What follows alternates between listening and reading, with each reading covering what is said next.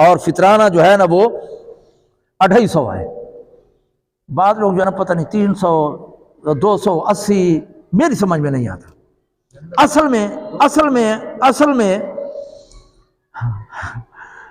میں ایک مسئلہ میں اب نہیں کہنا چاہتا. بہرحال بات کے اندر آپ کو ایک بات بتاؤں گا. اصل میں یہ ہے 2 کلو گندم ہے یا اس کی قیمت.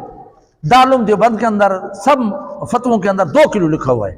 مفتی رشید احمد صاحب نے احسن الفتاوی کے اندر 2.25 کلو لکھے ہیں احتیاطاً.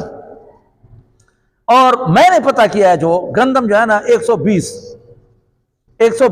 روپے جو ہے نا کلو ہے گندم. تو 2 کلو کتنے ہو گئے 240.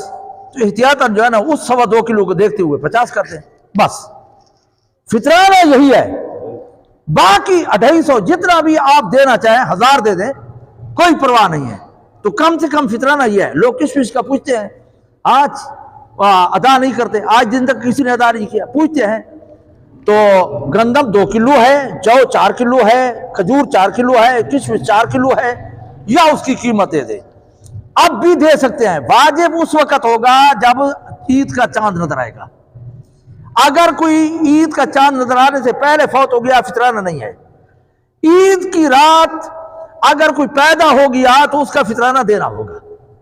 بات سمجھے نا, موٹی بات یاد رکھا کرو یار. باپ دادے سے اللہ کے فضل سے ہم سنتے چلے آ رہے ہیں کہ فطرانہ 2 کلو گندم 2 کلو گندم. ابھی مجھے ایک مولوی صاحب کا کوئی حوالہ دے رہا تھا کہ 280. میں نے کہا میری سمجھ میں نہیں آتا, پتہ نہیں کس بنیاد پر جو ہے نا وہ کہہ رہا ہے. تو 250 بتا رہے ہیں. فطرانہ یاد رکھو, یہ مسائل یاد رکھے.